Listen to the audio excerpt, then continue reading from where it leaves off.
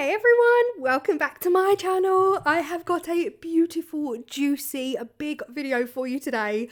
I got this absolutely glorious sticker from Amazon.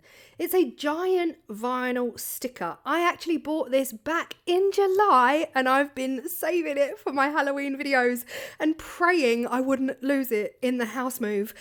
This is how big it is. I mean, this is a 30 centimeter ruler, so you can kind of get the idea on the scale. It is huge. Now, my brain automatically said I could just use the center bit in a smaller tray or just cut a lot of the flowers out and use like a medium-sized round tray.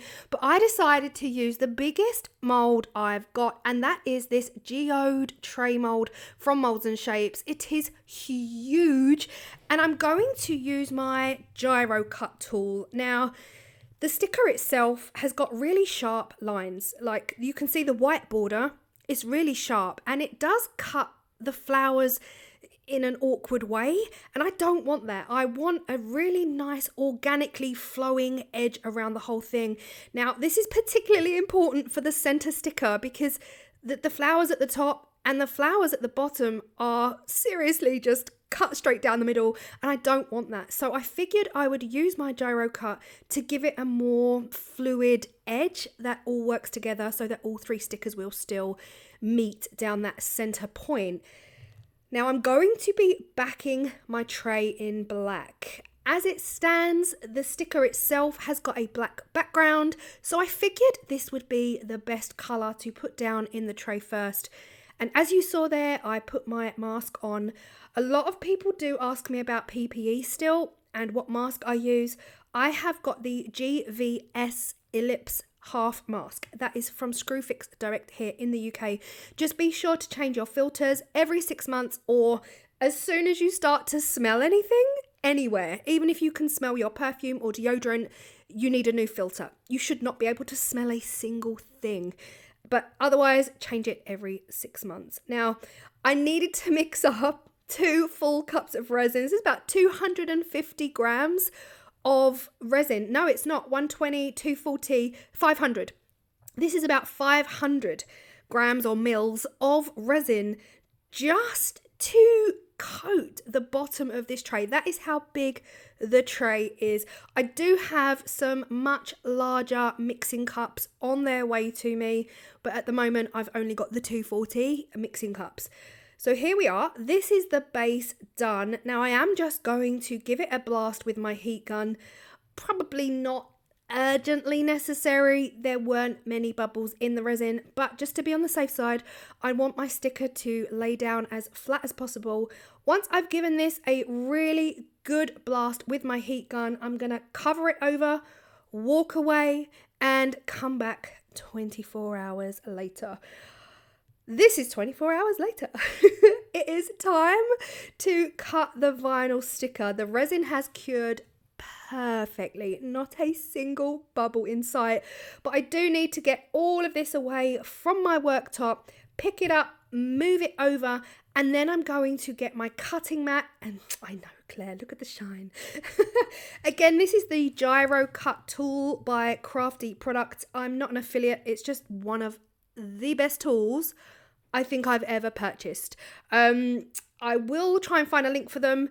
But yeah, again, I'm not affiliated, I'm not an ambassador, it's just such a handy dandy tool. And with the 365-degree edge, you can get right into any little nooks and crannies and really get the detail that you want around those edges. I just did this all around the sticker because again, I don't want any sharp lines. I want the black background to, as best as possible, blend in with the black resin background. Easier said than done. I am not gonna lie to you guys, I thought this project would be quite straightforward and not an easy one, but straightforward. You know, I didn't think I'd get too many hiccups in the road, but it felt like the sticker itself just wasn't laying down as flat as I'd like it to. As soon as I laid the sticker down, all parts of the sticker, like all 3 sections, I noticed immediate air bubbles. So really just sticking it down at one end and using a squeegee tool probably would have been the best bet, but there were a ton of air bubbles, and I just stabbed them with the tip of my gyro cut tool, which is a super sharp pointy blade, and tried as much as possible to get as much air out of each and every bubble as I possibly could. And this did take a little while, but I got there in the end, and it's definitely not perfect. It is definitely not perfect. And because it is a vinyl sticker, it definitely should have been, I guess, squeegeed inch by inch as opposed to laying it down the way I laid it down. I just assumed it would be okay, but I definitely needed to go over it just with a scraping tool just to flatten out as much as I could. Next up, I was adding both of the sides. So I do use scissors to cut the white border off from each and every sticker, just making sure that they line up okay and I'm going to get a nice join. Here I'm just kind of testing it, like where do I need to cut in order for it to kind of look central in the tray. It wasn't too hard, but if I'm honest, I did just go ahead and use my scissors at this point because I thought, oh, I'm going to have to move the tray again.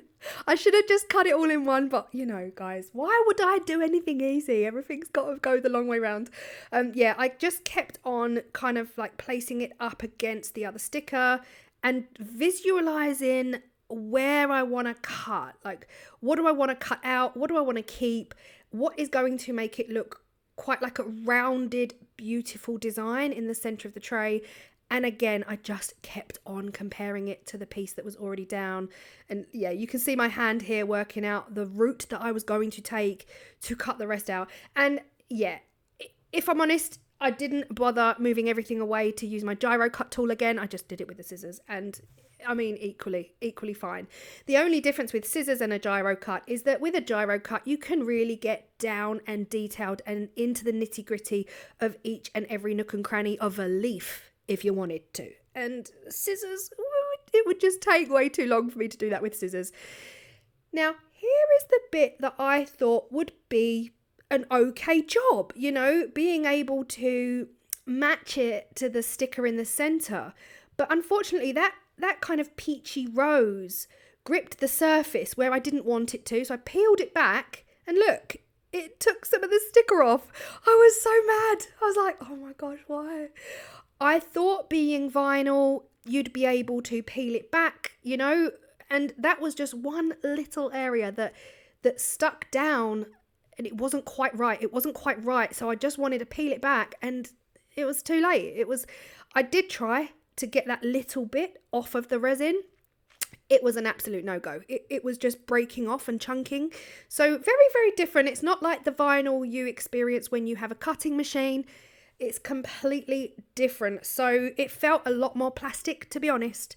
It just felt like crunchy plastic as opposed to the vinyl that I was expecting it to feel like, the one that you would use, yeah, on your Cricut. But equally, I'd still buy another one because I think it's absolutely stunning. And again, I've learned my lessons from this video. On this section, I decided just to lay down the top bit and slowly but surely, like wallpaper, join up where they're meant to join up and just slowly peel the backing off. I just felt like this would be a much cleaner route, an easier route, and I would get a lot more of a clean, fresh join. That didn't go to plan either. This huge flower here, it kind of looks like a giant peony, the peachy colour peony that I'm rubbing over right now. In order to join that up, along with all the others, it meant leaving this absolutely huge mountain. The only way forward now was to just slice down the middle and press it down back onto itself. I mean, still gorgeous. It didn't take anything away from the piece. I just feel like it should have been a lot easier than it was. This is where I turned to my patrons for help. Thank you so much to my patrons. If you are interested in becoming a patron, I will leave the Patreon details in the description box below. But this is where I turned to them because hand on heart, I could not decide between gold handles and silver.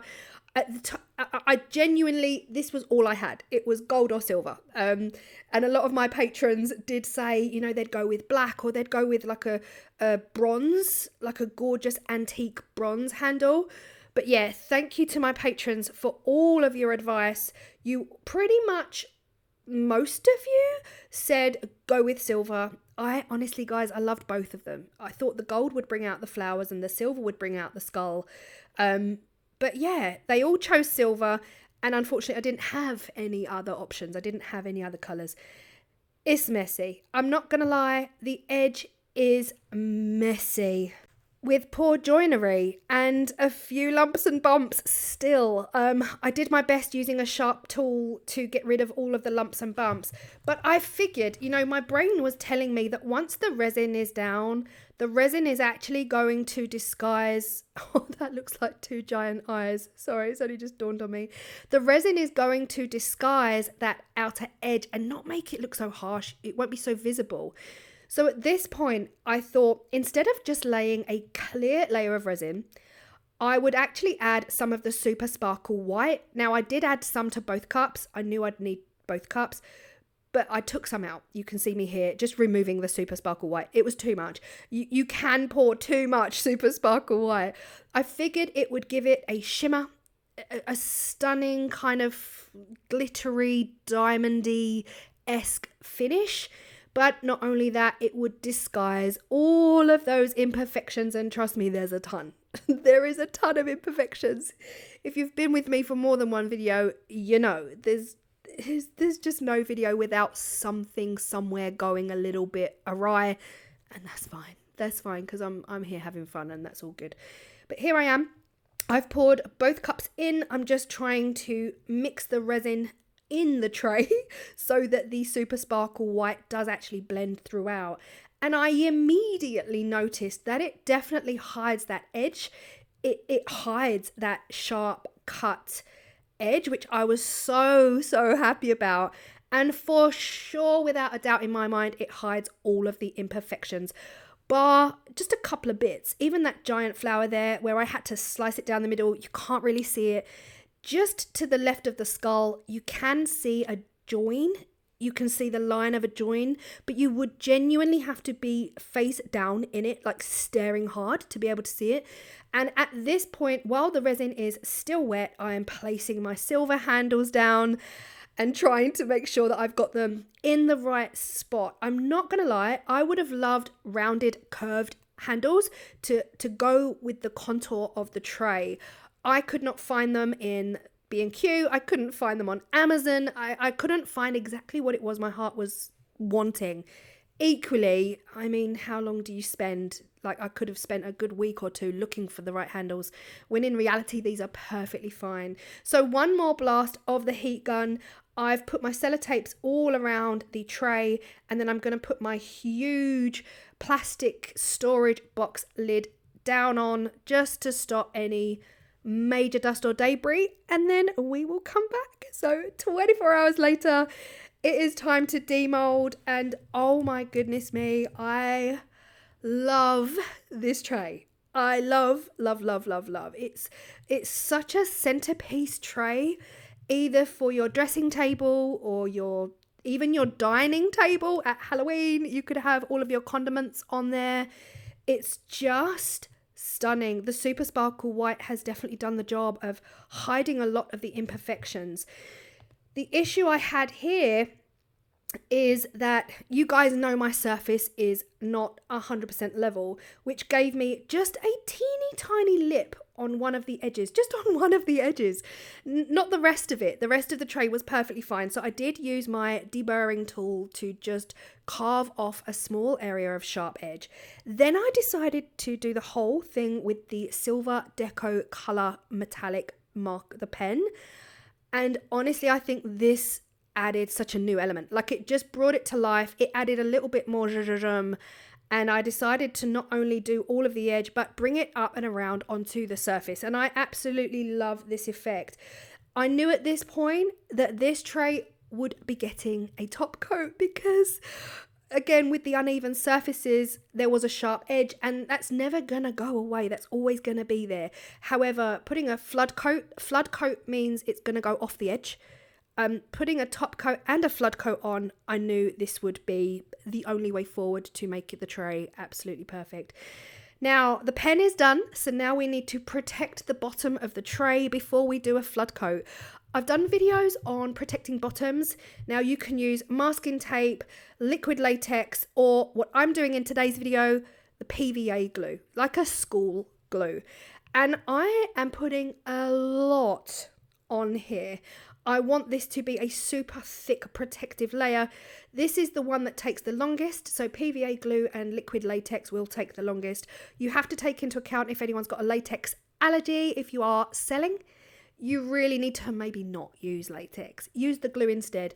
If it was a rounded edge, I probably would have gone for masking tape, but I am not about to start cutting masking tape in every single one of these nooks on the geode edged tray. So honestly, PVA, the easiest, cleanest, most non-toxic solution you could possibly use to protect your bottoms. Now again, I did put a lot of glue on, and I'm using a big fat chunky hunk of a brush just to brush over I don't brush down the edges, I just brush over I bring the brush over the edge. So every time I bring the brush over the edge, the glue doesn't go anywhere, it kind of just stops at the edge. And that's how, like here, you see what I'm doing here? That's how you know that the glue is right to the edge. So this is about 3 days later. The glue is dried, and now it is time for the flood coat. Again, I mixed up around about 1.5 cups of resin for this, and I just poured slowly into the center. I really wanted to see where the resin was pouring to and make sure that it was evenly distributed across the surface. And once I'd done this, I didn't use a heat gun. When you use a heat gun, you are moving resin way too much, and I definitely don't want to move resin on this tray because I'm going to lose a lot more over the edge than I really want to. So the best way to deal with this kind of resin is to use a blowtorch, and it's such a big space, you can just blowtorch all across the surface. And yes, I have resin spill off over the back. You can use that, you can reuse that, put it into flat projects. It was fine. But what I did do was go around all of the edge with my gloved hands, making sure that I rubbed that resin all over the metallic marker to seal that in as well. And this is what we're looking like, and I absolutely love it. Like, I love it so much. Another thing I was thinking is it would just make a stunning clock. Like, it really would.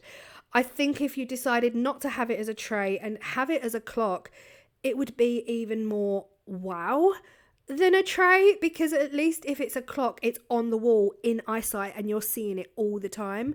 Whereas I guess if it's a tray, you're putting things on it, you're gonna hide the beauty that is underneath. This was satisfying. This was so satisfying, I cannot explain it. Peeling back the dried PVA, and here is where you can see how easy this is. This was honestly, this was the very next day. So again, it just came off like a dream. Each and every resin drip that has gone over the edge and down and under, that's why we're protecting the bottom. If you don't protect your bottoms, that resin is going to drip down the side underneath, like you see here, all of these drips. And if you don't protect your bottom, there's just no, don't do it. Just don't ever do it. Protect your bottoms. You would have to sand and sand and sand, because that resin is going to stick to the resin and they are going to be there. It's not worth it. It's just not worth it. You can hear it in my voice, guys. Just don't do it. Just don't do it. Protect your bottoms at all times. Now, if this was a straight edge tray, masking tape is the one. Masking tape, super simple, quick, easy, no mess, no fuss. And you can top coat immediately. Whereas using PVA glue, I used so much. I had to wait 2 to 3 days before I could even top coat. But look at this. Right here, see the join? Right between those two leaves? That is the only area where I can see a join. The rest has been completely masked and disguised by the super sparkle white. And guys, I love it so much. This is it on my new bedside table. Ignore the walls. We've not decorated yet. This is not my wallpaper and not my colours, but we'll get there one day. I've just put a few products on here to give you an idea of the size of this, the scale of this. So yeah, if you ever want to know what I smell like. It's right there. I've got Dove deodorant and I've got my Chanel Mademoiselle perfume. But I'm nearly out, which is fine because Christmas is coming. But how big is it? How gorgeous is it? Let me know your thoughts. It is a big one, and I think when you take on projects like this, it is a bit overwhelming and it can be quite daunting, because at first I was like, yeah, but if I use the big tray, like that's a big project, and the bigger the project for me, the bigger the things that could go wrong. But even with all of the imperfections, I think it's a gorgeous, gorgeous tray, and I will probably use it on my chest of drawers for all of my products, but I am going to leave it a couple of weeks before I actually leave things on there, because I want that resin to be as solid as I possibly can. But let me know your thoughts. Let me know if you feel inspired. I will try and get the link to that sticker and I will link it in my description box down below. I'm hoping to find other stickers in the same kind of field, like giant vinyl stickers, because I just think, oof, how much fun would that be? But yeah, I hope you've enjoyed. Thank you so much if you have watched till the end. We're nearly 21 minutes in, and I appreciate you as well if you've been with me in the live chat, and I will see you in the next video. Bye.